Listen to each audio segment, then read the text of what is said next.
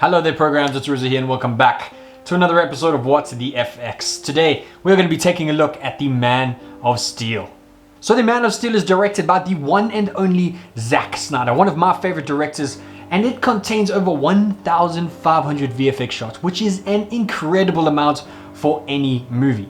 And I think Superman for me was really special. It really touched my heart and it is really an incredible take on Superman. Now, Zack Synder is renowned for creating these really iconic looks when it comes to creating superhero movies, and Man of Steel is no different. He used a lot of motion capture techniques and animated scenes that you may not even have realized were animated.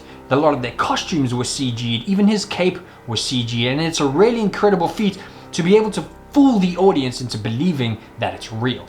Now, all credit needs to be given to the CGI artists, the visual effects supervisors, cameramen, lighting guys, directors, producers, all of that jazz. But this movie would not be possible if it wasn't for really convincing acting. Because without acting, it can look really, really silly. And Man of Steel, luckily, has been blessed with Henry Cavill to be the new Superman, who is a perfect casting, and his acting is absolutely astounding. So how the hell do you get Superman to fly around the screen and make it look believable to an audience? Well, you all know it's wires and cables. Now, not only the physical aspect that is really difficult for the actors and the people controlling the wires, but for the visual effects artists who have to key out that individual footage.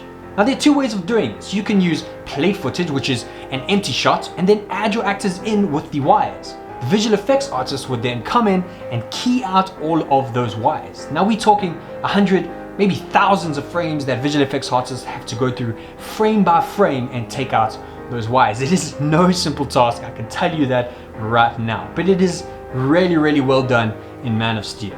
Now, being a superhero movie, it's always tricky to create scenes that are obviously out of this world, and a lot of green screen footage needs to be used here. If you want to find out more about green screen footage, you can check out that video right there.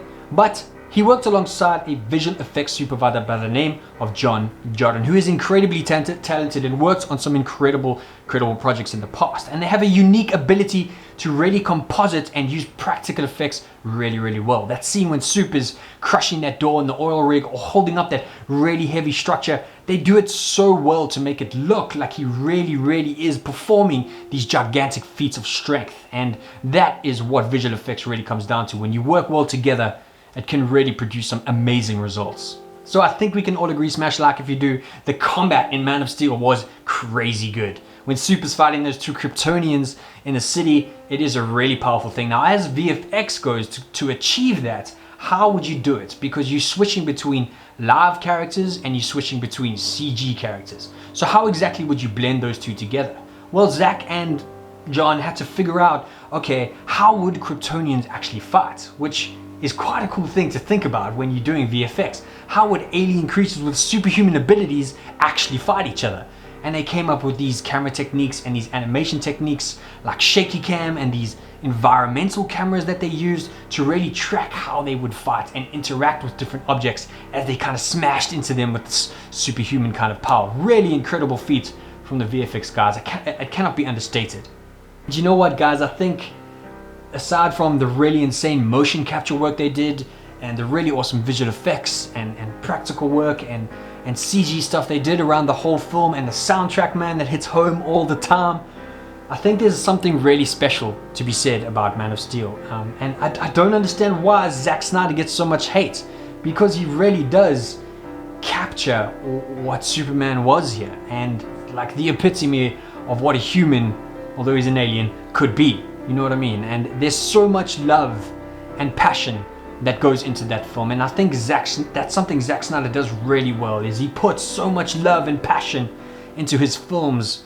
It's an incredible thing. Man of Steel is really one of the best superhero movies probably ever made in my eyes.